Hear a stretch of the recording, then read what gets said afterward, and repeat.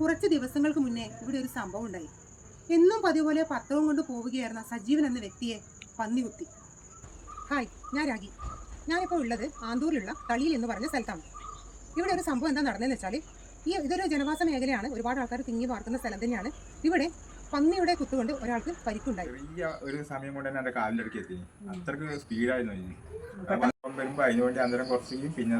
ഇതിപ്പോ ശരിക്കും ആരാണ് ഇതിന് വേണ്ട കാര്യങ്ങളൊക്കെ ചെയ്യേണ്ടത്? എത്രയോ കുടുംബങ്ങൾ തിങ്ങി പാർക്കുന്ന ഒരു സ്ഥലം തന്നെയാണിത്.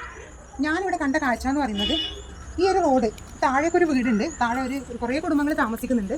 അപ്പോൾ അവിടെ എന്താ സംഭവം എന്ന് വെച്ചാൽ, അവർക്ക് താഴേക്ക് പോകുന്നത് കൃത്യമായ വഴി പോലും ഇല്ല. ഈ ഒരു കാണുന്ന വഴിയാണ് അവർക്കിപ്പോൾ നിലവിലിപ്പോൾ ഉള്ളത്. അപ്പോൾ ഇതിലൂടെ ചെറിയ കുട്ടികളൊക്കെ താമസിക്കുന്ന വീടാണെന്നാണ് പറഞ്ഞത്. അപ്പോൾ അവർക്കിപ്പോൾ ഒന്ന് വീട്ടിലേക്ക് പോകണം എന്ന് വെച്ചാൽ അവർക്ക് കൃത്യമായ വഴി പോലും ഇവിടെ ഇല്ലാത്തൊരവസ്ഥയാണ്. ഈ ഒരു കാണുന്ന വഴി മാത്രം, ഒരു കാല കുത്തേണ്ട ഒരു സ്പേസ് മാത്രമേ ഇവിടെ കാണുന്നുള്ളൂ.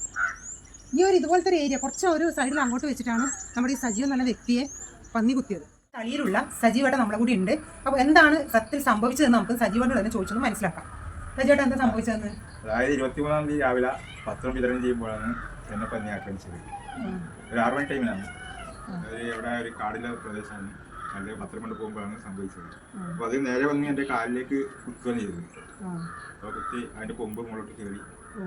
അപ്പോൾ അത് ഡോക്ടറെ കാണിച്ചാൽ പറഞ്ഞ്, ഡോക്ടർ പറഞ്ഞ് ഇത് അങ്ങനെ ചെയ്യാൻ കഴിയില്ല, കുറച്ചും കൂടി കീറണം എന്നിട്ട് അങ്ങനെ ഉള്ളിൽ സ്വിച്ച് പുറത്ത് സ്വിച്ച്. അതായത് 1 മീറ്റർ അകലെ ഞാൻ ഈ പന്നീനെ കാണുന്നുണ്ട്. അപ്പോൾ പന്നി അന്നേയും കണ്ടു. അത് ചെറിയ ഒരു സമയം കൊണ്ട് തന്നെ എൻ്റെ കാലിലടുക്കി എത്തി. അത്രക്ക് സ്പീഡായിരുന്നു അതിന്. പെട്ടെന്ന് ഇങ്ങോട്ട് ഓടി രക്ഷപ്പെടാൻ പറ്റുന്ന അവസ്ഥയല്ല അല്ലേ? ഓടി രക്ഷപ്പെടാൻ പറ്റുന്ന അവസ്ഥയല്ല. പെട്ടെന്ന് ചെറിയ പോലത്തെ ഒരു കടയുണ്ടായിരുന്നു. അപ്പൊ അതിൽ കയറാൻ വേണ്ടി നോക്കുമ്പോൾ തിരിഞ്ഞിടാന്ന് എൻ്റെ ബേക്കിലേക്ക് ഒന്ന് കുത്തിയത്. കുത്തിയാൽ നിലത്തിട്ടു. എന്നിട്ട് ഒരു കുത്തും കൂടി കുത്തി. 2 കുത്തു കുത്തിയിട്ടുണ്ടായി. 2 കുത്തുണ്ടില്ല. എന്തോ ഭാഗ്യത്തിനാണ് ജീവൻ തിരിച്ചു കിട്ടിയത് അല്ലേ? ഒരു രണ്ടാം ജന്മം. ഇത് വലിയ കുത്താണ്, ഇത് ചെറിയൊരു കുത്ത്.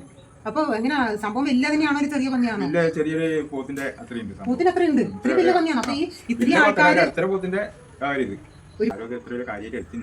ഇതിനു മുന്നേ എവിടെ പരാതി എവിടെ കൊടുത്തിട്ടുണ്ടായത്? നമ്മള് അന്നേരം ഇത് മുന്നേ നമ്മളിത് ഇപ്പോഴേ കാണാൻ തുടങ്ങിയത്. അന്നേരം ആരും ആക്രമിച്ചിട്ടൊന്നുമില്ല. ഇപ്പോഴാണ് ഇത് ജനങ്ങളുടെ കയ്യിലേക്ക് വരാൻ തുടങ്ങിയത്. അപ്പൊ ജനങ്ങളിപ്പം എല്ലാവരും പേടിച്ച് ഭയന്നിട്ടുള്ള ഒരു അവസ്ഥയിലുള്ളത്. രാത്രിയാകുമ്പോൾ പുറത്ത് ചെയ്യാൻ കഴിയാതെ ഉള്ളൊരു അവസ്ഥയാണ്.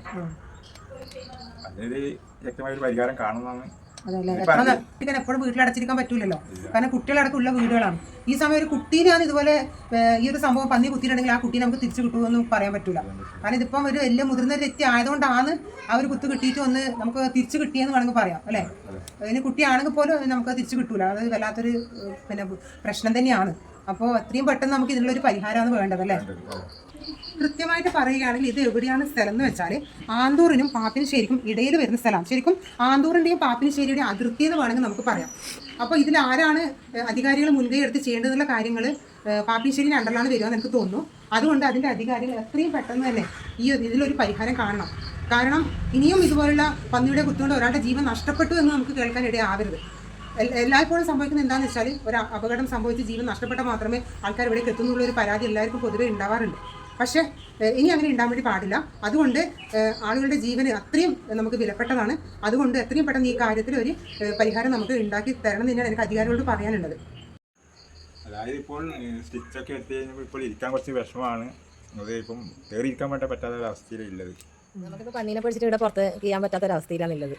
ചുറ്റുപാടും വെച്ചും കാടും വലിയ വനം പോലെയാണ് അപ്പുറപ്പുറമെല്ലാം.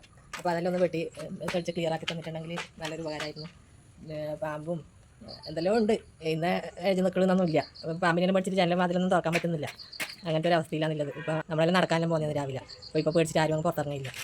ഈ എല്ലാവരും കൂടി പഞ്ചായത്തിൽ നിന്നും എല്ലാം വന്നിട്ടൊന്ന് ചെയ്തായിരുന്നു. എനിക്ക് കാടെല്ലാം വെട്ടിത്തെളിച്ച് ചുറ്റും അങ്ങ് താഴെ ഭാഗത്തെല്ലാം ഉണ്ട്. വലിയ എത്രയോ വർഷങ്ങളായിട്ട് വെട്ടിത്തെളിക്കാത്ത കാടെല്ലാം. അപ്പോൾ അതെല്ലാം ഒന്ന് വെട്ടിത്തെളിച്ചിട്ടുണ്ടെങ്കിൽ നമുക്ക് പന്നീൻ്റെ ശല്യം ഇതെല്ലാം ഒന്ന് ഒഴിവാക്കി കിട്ടുമായിരുന്നു.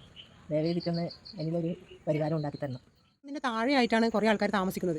ഈ വീട്ടുകാർക്കാണെങ്കിൽ ഇവിടെയൊക്കെ വരാൻ വേണ്ടി സ്പേസ് പോലും ഇല്ല, ഒരു വഴി പോലും ഇല്ല. ഇതിൻ്റെ ആൾക്കാർ ആരാണെന്ന് വെച്ചാൽ, അവരും കൂടി ഇവർക്ക് വേണ്ട വഴി ഒന്ന് ഈ കാടൊക്കെ ഒന്ന് വെട്ടിത്തെളിച്ച് അവർക്ക് വേണ്ട വഴി ഒന്ന് ശരിയാക്കി കൊടുക്കണമെന്ന് മാത്രമേ എനിക്ക് പറയാനുള്ളൂ. ഒന്നുമില്ല. അപ്പോൾ നമുക്ക് വീണ്ടും പുതിയൊരു വിഷയമായി പുതിയൊരു വീഡിയോയിലൂടെ കാണാം. അതുവരെയും ബൈ.